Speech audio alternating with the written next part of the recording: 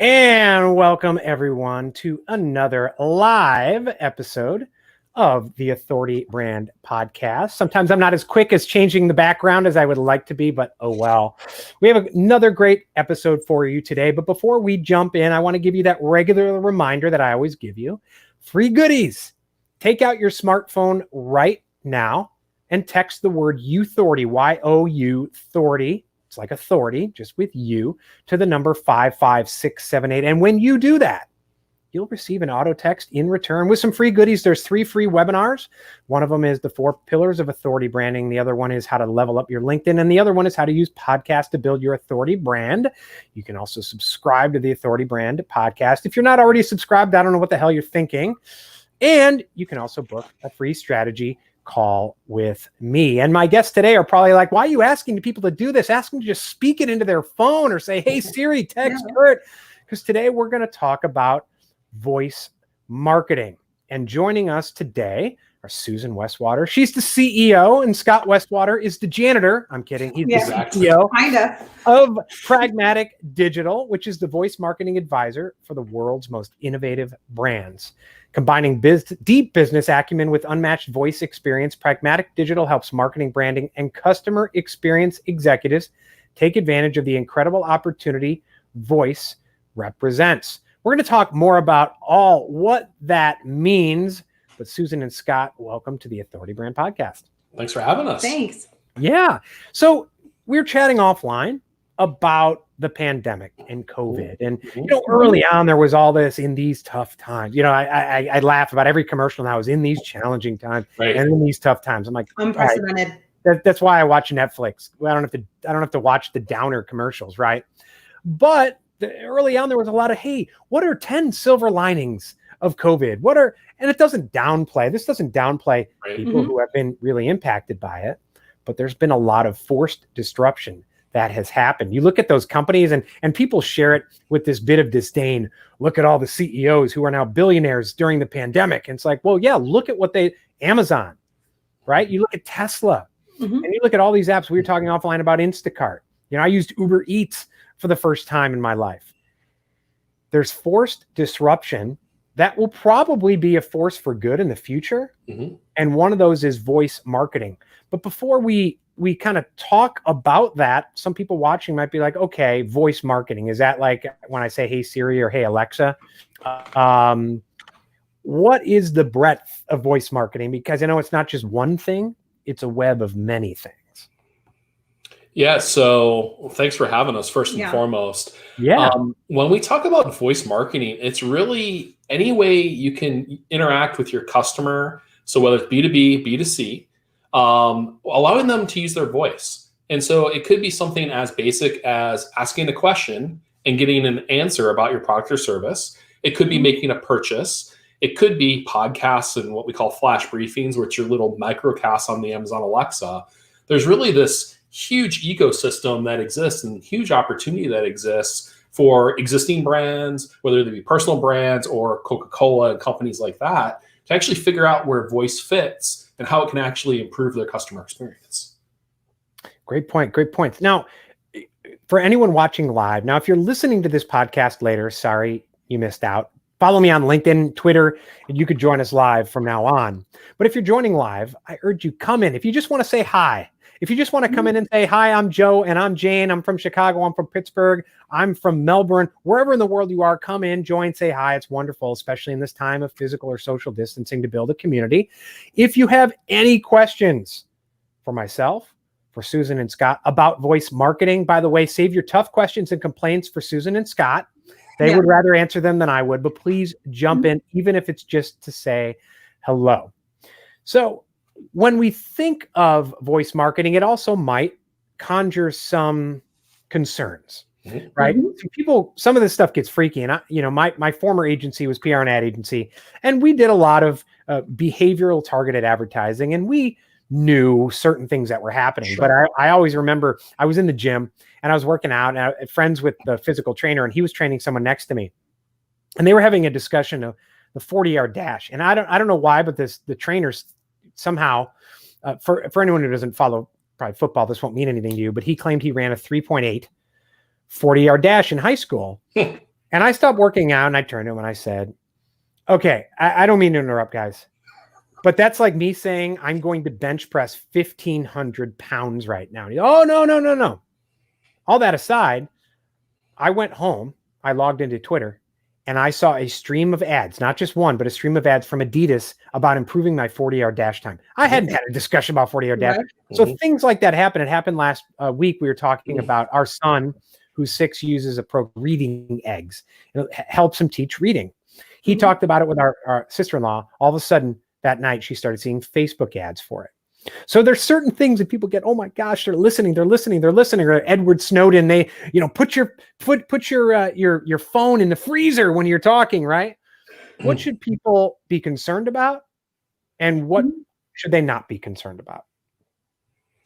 There's a couple answers we have for that. And this is a very, very common question. It isn't often that we get through maybe the first 15 minutes of any presentation to a business group when hey, what about privacy? Right. So there's a couple things. The first thing is, when it comes to voice, your digital data footprint is already pretty complete, as you just described. And that is a voice thing. We all think of speakers, but this has all voice enablement and all of those things. So when we talk about the reach of voice, that's your Google Assistant, but that also means this device is also capable of being voice enabled because we work with it all the time that way. We need to think about our digital data footprint. The other answer to this is we're working on it. There is a group called the Open Voice Network, and we're working on open standards and coming up with ways that we can handle consumer privacy. As a matter of fact, the mission of the Open Voice Network is really simply put, it is voice assistant worthy of user trust. That's a pretty heavy stated piece. We're early days, so them listening all of the time, there's wake words, and that's why wake words are so important. And there's a lot of discussions about whether or not you want to give them permission and say, and then one of them will come in. In our household, that would be horrible because we have all of them, and I can't tell you how many times I say, who said that? Because I forget which one I've asked. It's kind of sad, but the reality of it is that right now it is a lot of command control. But you do need to think about, in general, in life, when it comes to digital data pieces, and even when you're thinking about your Instacart, what's the level of convenience and value to what's the pieces of information I am exchanging? We work very hard when we're working, especially with our clients, to talk through, why do you need that piece of information? Is that going to inform sales, or is that actually going to make the experience better? We talk a lot about the implied promise when you ask a question. Like if you ask someone, when's the best time to reach you? That means you're going to try to do that. So you have to think about all of the promises you make in that. So there's a couple pieces that come into that. One is the standards. How can we make sure that we are doing this in the right way, that there are data protocols, and what we learned from form work in the web is now what we can do now. And it's always interesting because, many of the same questions arose when we were doing behavioral targeted advertising online. And people, oh, it's freaky. And I think about how basic and uninformed, for instance, TV advertising is. Yep. And so I'll be sitting and I'm a Notre Dame football fan. And so I'll be sitting watching the game, and it's like, okay, all of a sudden my kids are with me, or watching, and it's like an erectile dysfunction ad or something there's so many questions or ads where I just got to pause it. And I'm not, you all know me, I'm not a prude, but it's like, I just don't want to have that. I'm watching football. I don't want to have a discussion about it with my 6-year-old, right? Someone would need that, right? And I also know, I'm like, this is so stupid. We have a data-driven culture. But when you're online, people get freaked out when they see ads that are relevant to them. Well, I'd rather see ads that are relevant to me than something over here. And does it get freaky sometimes? Yes. But then you also realize, how much information are you willingly giving up anyways? Everywhere. Facebook, your life story, LinkedIn, and folks like me who teach branding and sales, we use that information to have relevant conversations with people. Right. But I think people, they willingly give up the keys to the kingdom in their life to everyone, but then they get freaked out about something. So thanks for clarifying that. Absolutely. Well, and the interesting part about that is, with a lot of the advertising, we've kind of seen it happen over the past, let's say, 10 years or so. When it comes to voice assistants and AI, quite frankly, in general, the more the system knows about you, the better it can actually help you. And so there's, scenarios where it will become your true personal assistant, where like with her birthday, like if I order flowers one year, the next year it'll go, oh, well, you ordered flowers from this florist on this day. Do you want to do that again?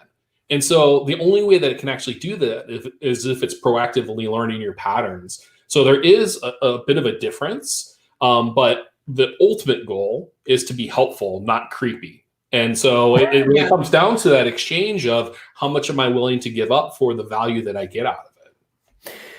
Yeah, no, absolutely. And I think as you talk about being intentional about what you do. And it's funny, my son, our youngest, his name is Sonny. And Siri has not yet, for somehow, I'll yell Sonny.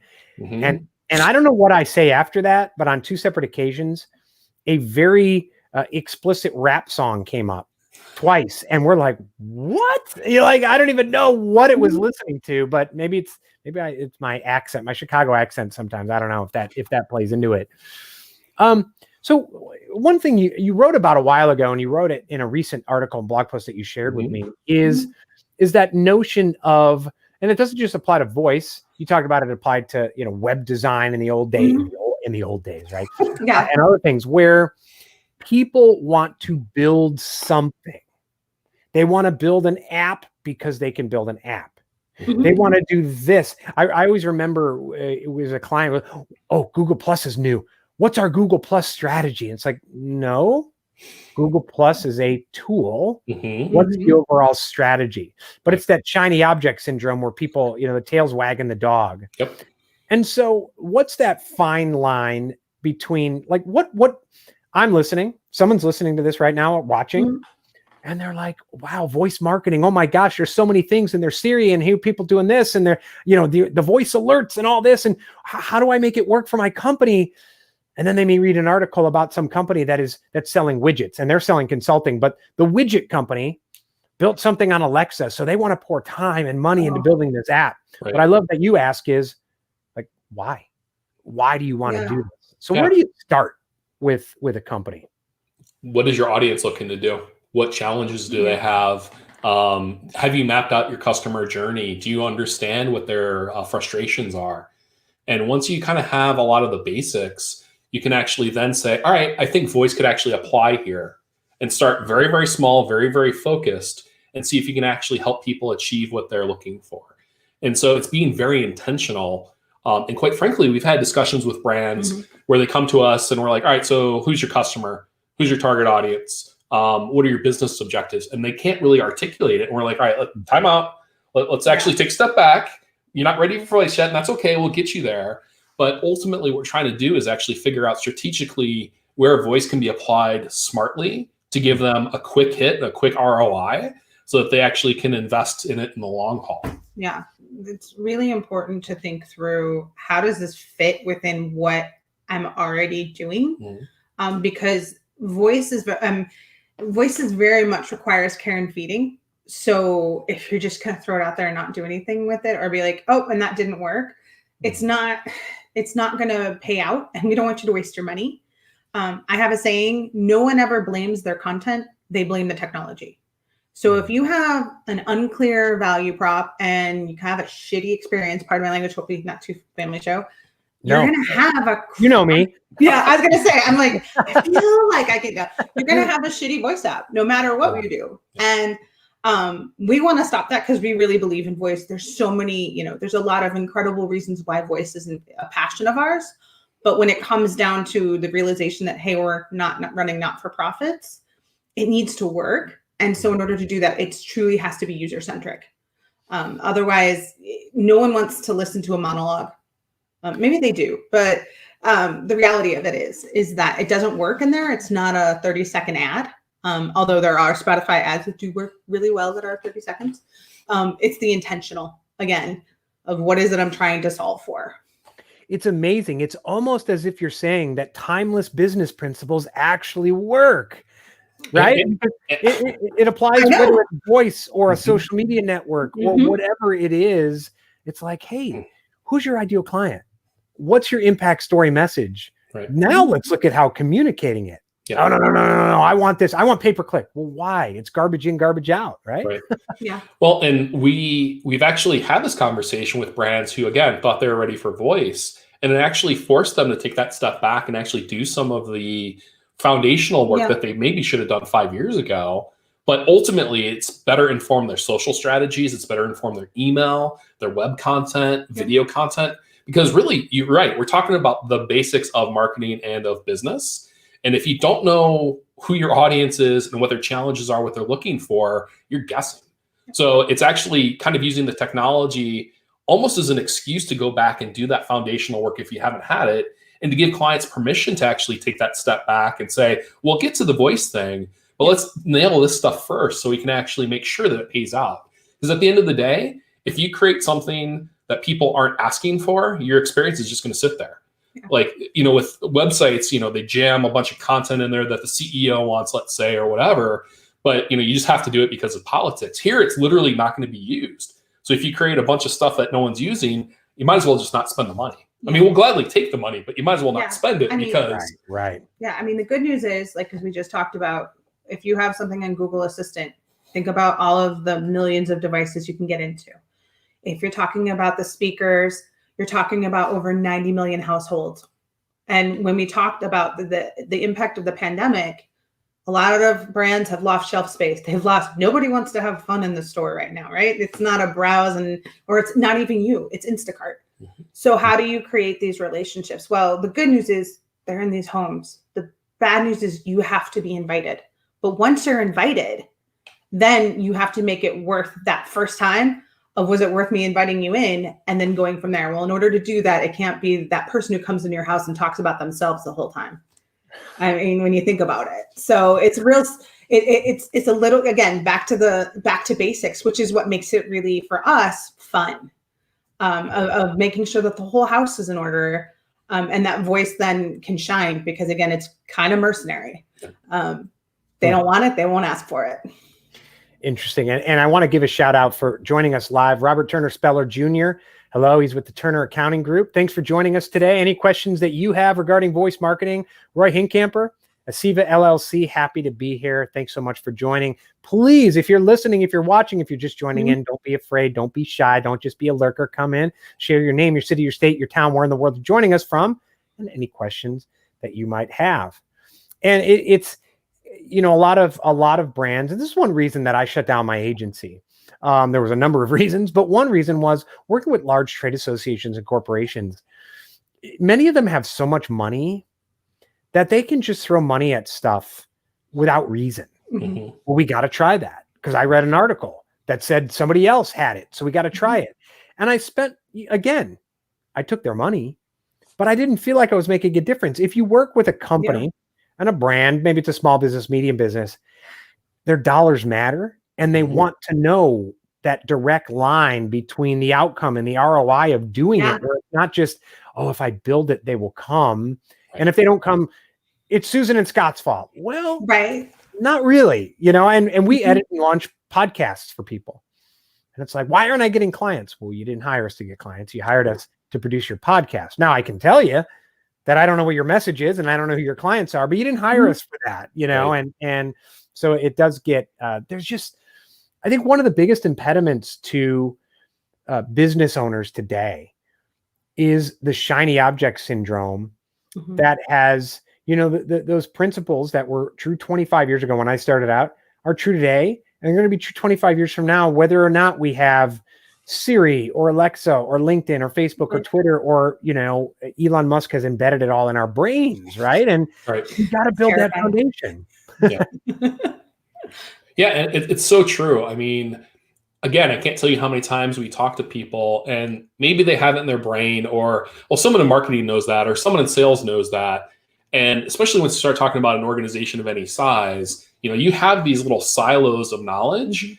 And so maybe as an entire organization collectively, they might know all the information, but no one's actually taken the time to articulate it into a single place where it's a single source of truth. So that's why things like customer journey mapping are so critical. That's why understanding what your sales force is dealing with is important. And really having anyone that actually has direct or indirect access to your customer have them give input into this, because again, it's just going to make your content organization that much smarter. And then once you create something that's useful, then promote the hell out of it. Make sure people know how to find it, know why they should use it. And that's another big thing that, especially with voice and new technology, we create these pieces and then we just set it and forget it, hope that someone finds it. Well, hope's not really a good marketing strategy, right? So you need to make sure that people are able to know what it is, and you can actually articulate the value and why they want to actually take the time to try it out and see what problems it solves for them. Yeah, we've gone through the whole effort of getting to know what they want, and then you build this beautiful experience for them. And then maybe we should use that same targeting to tell them about it. I mean, you've done the hard part. You've figured out their wants and needs. I mean, that's really hard. And then figuring and adding that in is really helpful to then let them find it.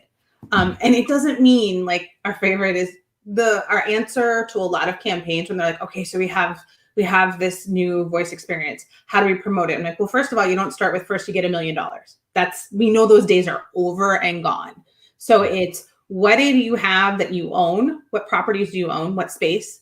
And that can be everything from your hold message to your Twitter handle, to your profile, to your email signature. Hey, check this thing out. Or, it's just like when you might be able to answer this question on our website. Well, how, re-record it and put in, you might be able to use our website or our voice experience. Just say blah.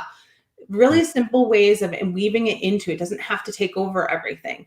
And then you follow up with that earned and see if you can talk about it. Is it newsworthy? Because, hey, we've made a major significant improvement in our net promoter score, or we've had this huge lift, or just we're doing some cutting edge tech.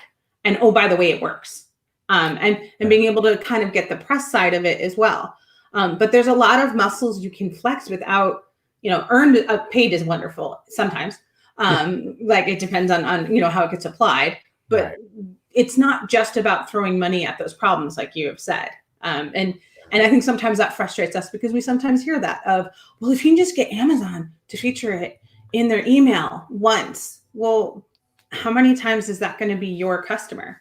Right. No, it's going to take a few turns, because the good news is you're doing this cutting edge tech that's going to put you ahead. The bad news is you have to explain how to use it, and that's okay. But we've done it once; we can do it again. It's funny. And you'll understand exactly where this is. But back in the day, when I did political campaigns, like local campaigns, it was like I was doing a judicial campaign. It was from Will County, and someone was like, "You got to do billboards. You got to do billboards. Put one on I-55 and put a billboard there." Well, some of those billboards cost $10,000. I mean, this was 15 years ago. It cost more, and I said, okay, why? Because the eyeballs. Well, right. But how many of those eyeballs on I-55 are coming up from St. Louis or Oklahoma or whatever? Oh, yeah. Okay, great. How many of them are just coming from, I don't know, Iroquois County or Grundy County, who are just driving through on their way to Chicago? How many are, oh, yeah, you're right. It's like, I can take that $10,000 and I know I can put it online and find exactly the voters we want, or even direct mail. Yeah. And which leads me to another thing. It's an interesting, it seems contradictory, but we used to have a saying when I'm my agency that 1 + 1 = 4. That, okay, if you just do a TV ad, that's 1. But if you do a TV ad and then you add in some behavioral targeting, it's not just 2, it's 4, because it's that surround sound strategy. So that's important.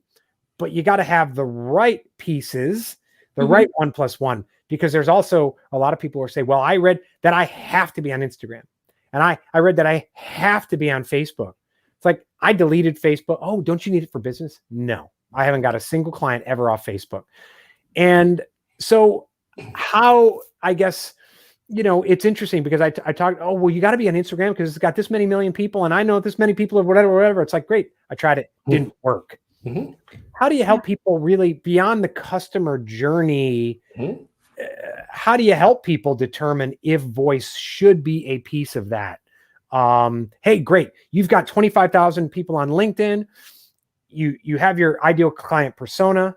You pick up the phone and you're calling those people.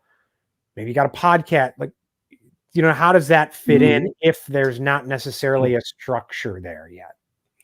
Well, I think what you want to do is really look at it as a top of funnel, kind of first and foremost. So for someone like you, I would say, how many times do you answer the same question in a given week, or the same set of questions, right? What if I was able to go through, instead of sending you an email, I could ask a voice assistant that's actually in your voice, so I hear your physical voice. Possibly the profanity. Probably the profanity. Yeah, there we go. And getting your personality as well. But what if I could go through and ask an Alexa or ask a Google Assistant these questions? The value to you is you get your time back because you don't have to physically send emails or jump on quick calls or whatever. But then when you actually have someone go through that process and they finally do come to you, they're more qualified because they've already had those 10 to 15 to 20 most basic questions answered. And so that is a way, just it works in B2B, it works in B2C, because every industry, every company has a set of questions that no matter who you talk to, you're answering, right? So like Susan said, if you have a call center or even on hold music, if you have an operator, like, sitting at a desk, just say, hey, if you have some basic questions and you can word it a lot nicer and more eloquently, go over to our Alexa skill. And so maybe you can actually answer questions that way. Customer service, it's another opportunity for, huge savings in the call center and to be able to get people to humans to answer questions quicker that require human intervention. So again, it's knowing your audience, but also knowing where they hang out. Knowing that, everyone's got, and this isn't even like a hyperbole, everyone's got a smartphone. A lot of people have Google Assistant on their smartphone. And the other part of it is we see voice as an entire ecosystem. So it's not just speakers, it's not just smartphones. You actually can voice enable your website. And so instead of going through navigation, you can actually just hit a little microphone button, ask your question, and then it'll pull up the information for you. So it's looking through all of the avenues you have at your disposal. And there's certainly data points that we can go through and pull up and say, here's the type of people that are using it. We've got age demographic breakdowns and gender demographic breakdowns and all that stuff. But the great thing is it's becoming pretty ubiquitous pretty quick. And so it's not one of those things that's a 5-year out proposition. This is literally like, if you start now, you could actually compete with the bigger companies in your industry. And that's really kind of the, for the smaller operator, that's really where it's exciting. Because if you try to compete with, say, a Procter & Gamble or a Coca-Cola, and you're a number 5 player, you have no chance. You're never going to be able to outspend them. Whereas if you do it in voice, you actually have a huge opportunity because you can get in before they start doing anything about it. Yeah, and I'm sure you see this too, right? It's the law of BS, big numbers, which some people are like, all right, I'm going to do the skill, but they look at the number, how many people, and I don't know what type of stats you get, but I want 1 million and I want 1 million. And it's like, I have a podcast. I don't get that many listeners, but I get the right listeners. And I regularly talk to people when I get on the phone who are like, hey, I listened to it. Great. I don't even pay attention to the stats. I mean, sometimes I do because it's interesting, but sometimes I forget because I don't care. It's message first, content first to deliver the right message to the right people. And I get the right guests and folks listening to this. Yeah. But it's also, it's for so long, we heard video. It's video, it's video, it's video, it's video. And the interesting thing about video is you can't watch it while you're driving. No. Yeah. You can't watch it. You could, but it'd be difficult if you're out for a walk. If you're just doing chores around the house, doing those types of things. Voice allows you, it's in our, this term is BS. In our multitasking world where people think they're multitasking, right? You can listen to voice, whether it's a podcast, whatever it is, at any time for the most part, right? But now with speakers and we have Bluetooth and all that. But one thing I hear you talking about in terms of those the law of small numbers, right? And the law of the few and the right people is that cross promotion. And it sounds so simplistic. It's like when you read about even having a podcast or just put it in your email signature and do this. It's like, I'm doing it so I don't need to do email. I'm doing it, but we have a client now who has a podcast. He's got 90,000 Instagram followers. Promote your podcast on Instagram, and push that out. And then it starts building from there. That cross promotion is so important, right? Yeah, 100%. Well, the reality is that once someone starts to engage with your brand, we don't really have a say on the other ways they're going to engage with it. It's all about the user of, all right, well, maybe I found out about this on the website, but I found out there's a skill, I'll go to that. Or I found out there's a podcast, I'm going to go to that. It's their choice. But what's up to us is to make sure that when they do get to that podcast, it makes sense and is aligned to what you were talking about on your website, as to what you were talking about in your voice experience, as to where you talk about it at shelf or when your salesperson's there. It's it sounds simple. It is complicated. I've worked in enterprise organizations where that was my job for 3 years of figuring out how to make that work. But the reality of it is that anytime you do have a bit of that misstep or a misconnection, it's that whole idea of don't make them think, because then they're going to say, well, wait a minute, is this the same company? Is this the right place? And if we endeavor to answer those 3 questions in all 3 places, it doesn't matter where they go, but voice is a really easy one. And that's why we talk about voice first, is because a lot of people, if you don't have to type it, you can speak it. So now you don't have to type. You don't need a computer. You don't need to be able to read. You might not have to know English language enough well. Well, look at how much bigger that small number just got. Yeah. Yeah. So it's looking at it from that perspective of how you can make that little number bigger by being inclusive, which, hey, isn't that a good thing to do anyways?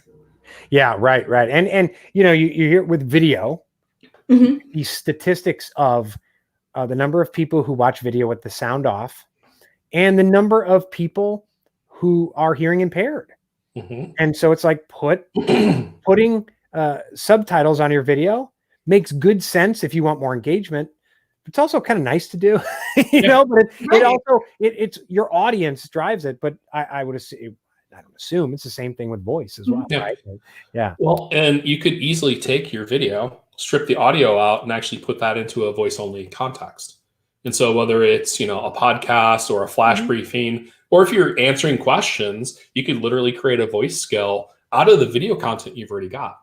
One of the big things that we're proponents of is making that content, once you've identified it, to make it work as hard as possible. So create it once and then use it in every different place you can. So if you're stripping the audio out, and then you can actually create an audiogram and share that on social in addition to the video, in addition to the long form stuff, in addition to the podcast. It's really about maximizing your return on effort when it comes to your content creation.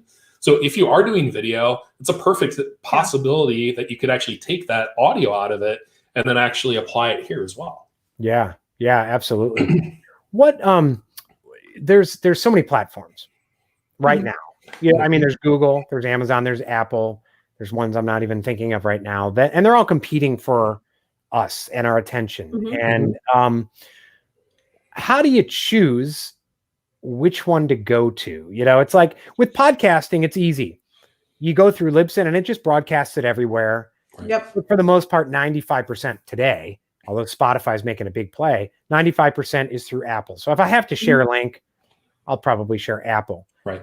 How do you determine that with voice? Because we get in deep with ideal customer personas, but I don't get in deep so I know, oh my gosh, this is an Apple or an Android person, or Well, there's actually a couple different routes when you create a voice experience. So there's platforms that exist that allow you to do very much like Anchor and the other podcasting platforms, where it's almost like a content play. You upload your audio files and then it'll publish it to Alexa and to Google Assistant for you. So if you have a cross-platform audience, that's actually a really good way to do it. If you know that your audience is more on Alexa, like you're a commerce play versus someone that maybe it's more informational, let's say, which makes more sense on a Google thing, you can actually create specific experiences for Alexa and for Google Assistant. The other thing to remember is we're not just talking speakers anymore. So you have Alexa on a smartphone, you've got Google Assistant on a smartphone. Those are also opportunities when you create your experience for people to actually engage with your brand. So it's not just the 90 million speakers in the US. It's, I don't know how many smartphones we have in the US, but over 50% are Android. So you're going to have Google Assistant on every single one of those devices. So you're talking about millions of devices there.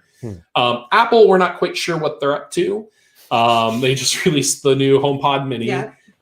There's rumors that they're rebuilding Siri from the ground up. They've been making a lot of acquisitions, so it's clear that they're doing something, but they've not really been forthcoming to the community about what their plans are long term. So Apple's one of those things where we're always keeping an eye on what they're up to, because obviously they've got the mind share. And once they do make a big move, then it's just going to be game over and everyone's going to want to invest. But right now, there's not a lot you can do with it. Certainly not as much as you can on the Amazon or Google side right now. Yeah, there's no, like, there's first party, which is like your weather. And well, actually, there are some third party weather, but in general, it's the things that come directly from the mothership. And then there's third party, which is where we play. And that's where you've developed something and it lives within that ecosystem. The other part of it is to think about is, why are you creating this and what is it for?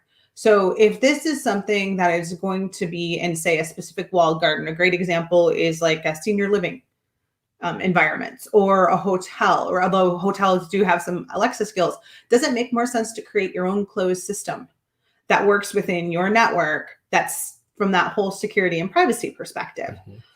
Maybe there's no reason for you to go use the Echo, live on the world, the rules of Echo. There's many rules that Amazon loves to put in. Don't ask me why they're there, because I spend a lot of time asking the sky that. Same with Google. So if you have things that you want to do that maybe they, it's their terms or whatever, then you start to look at your own. There's also your own mobile app. If you have that, that's a whole other thing that you can. And that's kind of why when we wrote that blog post, you can kind of just start spinning your wheels and be like, I want to do all the things. And so that's when, start small and basic.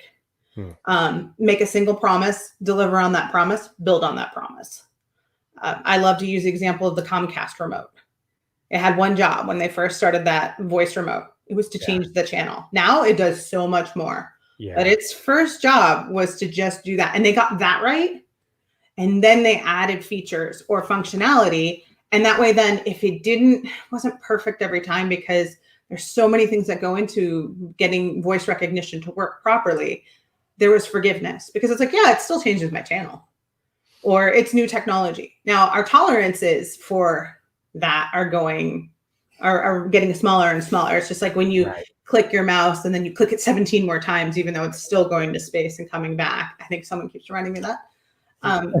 That's starting to happen too, of where if there is, that there is I said something to you, there's studies about how angry people can get at the virtual assistant personalities. And there's a whole discussion about that and the amount of profanity they endure. I get, sometimes Siri does not respond to me in the car. And my kids laugh at me because it gets, Siri, I'm trying to yell. I just want it. Otherwise, I'm going to pick up my phone and we become, it's like first world problems, right? Or, I don't know if I'll get canceled if I bring up Louis C.K., but he had that whole thing, like everything is wonderful and we're still mad. He's like, we're on a plane and we complain about the plane. He's like, used to have a stagecoach. You're hurtling through the sky, Right. So I have a question, and Roy Handkipper had a question. But first, there's something that you said that was like, whoa. The closed network, right? And now I am an Iron Man junkie, right? And so you say closed network, and I'm like, oh shit, I can have Jarvis, right? How does that? Well, okay, forget money aside, right? But how does that work? How does that work to have a voice assistant on a closed network? So the technology is basically you would work with a team of developers. There are people out there who create, not the world of voice, just so everyone knows, is not just Amazon developers and Google developers and also Samsung developers. I feel compelled to give Bixby a little love today. There are groups that work on that because, again, in like a healthcare system, you don't necessarily, Mayo does use Alexa skills for some things, but there are other things that you're like, you know what, I need to prove this is shut down, or I just had that work within itself. And so they do. And that thing comes down to figuring out your infrastructure. Like, what do you want to do? And then it's just a matter of hitting your intercom button. Or is it picking up your phone and it's a voice enabled app that then works and hooks into a cloud, something out on the cloud. Yeah. And really what it comes down to is once you get specific in domains, so like healthcare, finance, even like home automation and entertainment. Yeah. Like there are certain commands that these devices can understand just out of the box, and Google and Amazon and Apple and all the rest have done a really nice job of making sure that their platforms understand a wide variety, but it doesn't go super domain specific. So if there's a lot of acronyms in your industry, it's certainly not going to be able to do that. There's third-party development companies that exist that actually create what we call the NLU and the NLP, so natural language understanding, natural language processing, to actually be specific. So you can actually train the AI systems to understand what's specific for your industry. So if you're a healthcare system, you can actually train it with all the different diseases, with all the different procedures, things like that, and then actually house all of that locally on your closed network versus actually going out. So yeah, Jarvis is a real possibility if you had enough time and enough money to build it. Right. You absolutely could do that, and So that's kind of the Jarvis. totally. Yeah. Oh yeah. But you obviously have to be, if you want it on a closed network without it going out and searching Encyclopedia Britannica, you'd have to somehow bring Encyclopedia Britannica into your closed network, right? And there's actually a guy that we know that's done just that. His name's Brian Romilly. And so if you want to look him up on Twitter, he's fascinating follow, always is talking about science and just all kinds of stuff. But he's actually created 4 or 5 different persona-based voice assistants using Raspberry Pi. And so he's actually taken the CIA Factbook website and actually put it on his Raspberry Pi. He's taken all of these different knowledge banks and actually put it locally. And so he's effectively created just that. And it's really kind of cool because his assistant's name is Alfred. And so it's kind of like Batman's butler, honestly. Has a very similar temperament, and like even things like he goes, okay, Brian, well, on this day, blah, blah, blah. Yep. And so it's all technically possible. It's just a matter of finding the commercial opportunities for something like that. But he's also a strong believer that, once we get to the mid 2025, 2026, there's going to be a desire from the consumer base for those types of closed systems. And so that's kind of the world that he sees in the mid to longer term. Interesting. Yeah. I mean, you're seeing even now a growth, especially with quote unquote big tech and what's going on with people's distaste for censorship or even willingly giving up information to governments. I was just reading an article on, I'm not as familiar with Telegram, but reading a story about the creator of that who refused to give it up to Putin. So now the creator of it is going from island to island, and he figured, and he's like, I'm never giving it up. And it's almost like his personal closed system that he doesn't want to sell. Right. I think there's going to be more of that for a certain selection of the population. And then there's another selection of the population that, listen, I just want a cheap way to order stuff without having to type. Right. I love the Apple remote. One of my favorite ever things is that the Apple remote got voice, because that Apple remote is like there's no, give me a keyboard. And now I'm like, thank God, I can just voice it in. With my password, I would always get the Apple remote and I'm like, why did I pick such a long password? And my name is Mercadante. Oh my gosh. It's like, forget it. Right. So big brands obviously have money to play around and experiment and do all these things. Small businesses, though, is voice, and I know what your answer is going to be. It depends, but is voice good? And is it good for small businesses? And is it better for some small businesses than others? Well, you're right. It does depend. It depends on what kind of business you are. Point in case, I actually know a guy who has a client who's a pest control company in Florida. And so he was working with them, and he had them enable the Google My Business function within, just Google. They went from 35 inbound calls to 750 inbound calls a week. And when they actually looked into the data, he said it was something like 70 to 75% of those requests were someone on their phone, probably with a cockroach or something on the floor going, get me a pest control company around me. And so he was able to help his clients get that many more inbound calls. So if you have a physical location, that is actually a really good way to just start. So you're not actually building a voice experience, but you're using some of the infrastructure that Google has in place to actually, when someone uses Google Assistant, it actually helps recommend your service. So that would be kind of the first and foremost. So if you kind of fit within that, so you're a doctor's office, a lawyer, a restaurant, anyone that actually has a physical location, I would highly recommend you looking into Google My Business and just enabling that, because I don't believe it costs anything to do. And you can actually leverage a lot of this behavior that people are already just asking their assistants for, requests around me. Beyond that, then it's how can I optimize my website to make sure that when someone uses voice search, my content shows up. And so that requires a bit of a shift in thinking on SEO. So instead of thinking of it as keywords, start thinking of it as longer questions or longer phrases that people might use. And that's going to help. So those are both things that you don't even have to go in and build a voice experience specifically. But as I kind of teased out before, if you were, say, a number 3 player, number 5 player, number 100 player, quite frankly, at this point, and you created a voice experience, the way Alexa works, and this is, again, specific to Amazon, it has 3 places it looks for information. The first place is its internal database, weather, traffic, sports, things like that. If it doesn't have the answer there, it goes out to the next ring, which is all their Alexa apps, or what we call skills. And then the final place is the web.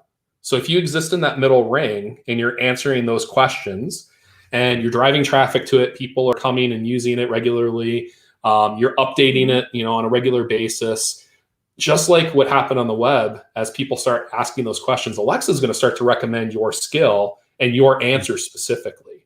So it's a way that you can effectively own the questions for your entire industry, because if you're answering them and it's credible and people, like using it, it's just like what happened in the early days of the web. So if you're a number 100 player and you start investing there, Coca-Cola, GM, like those bigger brands, right now there's no paid. So it's all organic. You actually will win because you're investing in 2020 versus starting in 2022, when it's going to be a much more difficult proposition. When the phone or the speaker listens to us talking in the background, and it gathers that data, and so advertisers have access to the, I guess you would call it metadata, right? As part of the whole mix of, all right, their click data and their shopping data and all that, and they combine it. That's one piece, right? So you're getting more relevant ads or relevant whatever. So we talk about product X, and all of a sudden I'm seeing ads for X. Does that also apply? Does Google use that for search results as well, or no? So with voice search, we know that in 2019, there were 200 billion searches, 250 billion searches in the US that were voice. About 15% of all of Google's search traffic last year was voice. Right now, there's no paid advertising opportunities specifically to voice on either Google or Amazon. I expect that to change. And at some point, that will become another data point. But right now, like when you're talking about how these devices are listening in the background, the only time it should activate is if it hears its wake word, or it thinks it hears its wake word. It's not constantly listening in the background for everything going on.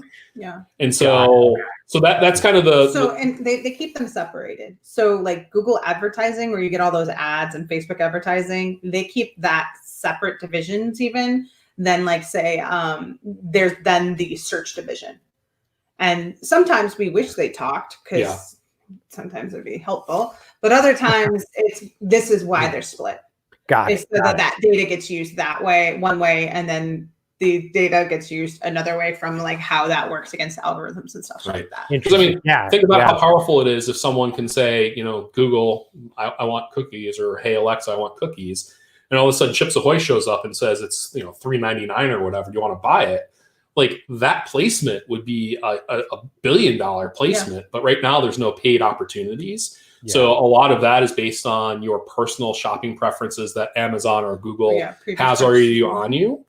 And it's not, at least right now, tied to what's happening on the voice side. And if I go and if I talk about Chips Ahoy a lot, and then I go search for cookies, it's not going to show me Chips Ahoy because it heard me talking about Chips Ahoy. Right. The search data. You'll see ads about it. Location and stuff. Got it. Right. Okay. Right. Yeah. So Roy asks, I'm going to put it up here. What are the 1 to 3 fatal flaws for a company trying to build new voice marketing technology, or build it or apply it? I would say I want to answer this one because I've been thinking about it. I'm Go cutting you for it. off. Go for it. This is when the boss sometimes. I'm kidding. I'm just the janitor. Oh, Yeah, stop. right. Yeah, Yeah, right. So the first I would say is I try to do too much. Like it turns into 6-year-olds building a rocket ship and suddenly it has an ice cream maker and a rainbow shooter. And you're like, wait, our goal is to get to the moon. So you have to try to have, again, starting simple, and we call it small, but it's find your one thing and go for that and make sure it's something you can make. The other thing I would say is reinventing the wheel when it comes to their content. Is this whole like, oh, it's this whole new thing. Like even when it came to video, we got to make all this new video. Part of it was because of the format, but the reality was your topic areas probably had identified that in a bunch of sales presentations, probably had identified that on your website, probably had identified that in a couple places. So use that opportunity to say, what am I solving well that I should repeat? What have I not even gotten a chance to solve well? So you're not solving the same problem over and over and over again. Like I've solved this. This is good. We're doing successfully. Moving on to the next problem that we haven't had resources for because we've been solving that problem over and over again for 5 years. So it's taking that moment to go through that. And then the next thing is not being consistent. One of the things we talk about that's really important is we're talking all this about branding and brand authority, and we're talking about Alexa and Google Assistant. They have default voices. They have default personas. Taking a moment to think about, well, wait a minute, what does my brand sound like? How does my brand talk? What is this brand? And because your brand's more than your logo, it's more than your visual guidelines, it's more than your color. Is thinking through so that whatever you create in that new tech also gels with all of your other brand manifestations. So we talk about it from a perspective of you have your brand persona, and then you have your user persona, which is incredibly important to help you. But then you also have a system persona. And that system persona is, how does it live in this tech? How does it live in this channel? And does it make sense? We're big proponents right now of using custom voices, recording using voice talent. If you already have someone on if you have someone in your radio ads, or if you have someone who is your spokesperson, consider having answers come from them, as opposed to acquiescing what your brand is about to the same Alexa voice. Like Scott has a great, like, I'm always like, because you love it. It's like you go, so the way it works is you ask Alexa to launch something, and it goes, launching, Curt Mercadante, let's say. And then Alexa runs into another room, grabs a beard, grabs a baseball cap, comes in and goes, welcome to Curt Mercadante. How can I help you? And it's like you're in another experience, but it sounds exactly the same as the one you just left. And when we've looked at data, we actually have found people get lost when there's not a clear differentiator between what the Alexa voice sounds like and what your brand sounds like. So that's a huge opportunity for you to really stick out, because if Domino's, McDonald's, Chevrolet all sound the same, like you're going to sound just the same as everyone else. And so that's another huge opportunity for you to take what you've already done and then actually apply it in an audio only world. Interesting. That's fascinating. It's like, it reminds me of, who does my mom have doing her GPS or something? She downloaded someone. I can't remember who it is. But I think I just read you can have Samuel L. Jackson now give you your directions. But if you're Capital One, does he do Capital One? Having him do it, or Lily from AT&T. Right. Or the dude on Sprint. Well, he's with Sprint now, and can you hear me now? Right. Yeah. Having him do those things. Right. Exactly. That would be, and it's a consistent brand experience. So final question, and thanks, Roy, for your question. Final question I'd like to ask is Pragmatic Digital. You are a wife and husband team. Correct. How did Pragmatic come about, and why? So we like to jokingly say that Pragmatic Digital is the New Year's resolution that we actually kept. So it was 2017, New Year's Eve, 10:30 at night. We may have had a glass of champagne or something like that. Or a bottle. Yeah. Or a bottle, whatever. And it was like, well, we're running out of time in 2017. We want to make a change. Like, my father passed away earlier in the year. Her father had passed away a couple years before. And so we were already kind of in this like process of, do we want to stay the corporate route or do we want to do our own thing? And so we're like, hell, let's do it. So literally at 10/31, I think, on New Year's Eve that year, we actually signed up and created the LLC. And then, fast forward here, 3+ years later, almost 3 years later now, we've been working with, international brands. We've been working with small and medium-sized businesses. We've been working with independent consultants. And it's just really been an incredible, it's just almost like awakening of the spirit, like actually teaching people about this stuff and helping people understand what the implications are and going beyond just the dollars and cents of bringing in, project work or whatever. So it's really like, it was one of those things where we had this kind of pivotal moment in our lives. And I think I was actually telling someone this yesterday. I think COVID and just kind of all the craziness of 2020 is almost like this collective, like smack against the head. Right. And so it's your opportunity. If you're doing something maybe you're not really passionate about, or I can't imagine doing this for another 20 years, it's your excuse. Like, all right, everyone's kind of at the same place. Like, let's kind of pivot. And that's what we did. And that's really where Pragmatic came from. And I mean, even with the name, we're just very practical. We want to make sure that people are doing the right thing and we're not, just taking clients' money and pushing them down paths that they don't want to go down or they shouldn't go down. So it's kind of that Midwest ethos when it comes to, just advertising and marketing and really helping the community understand what this opportunity is. It's definitely putting the why in the business acumen.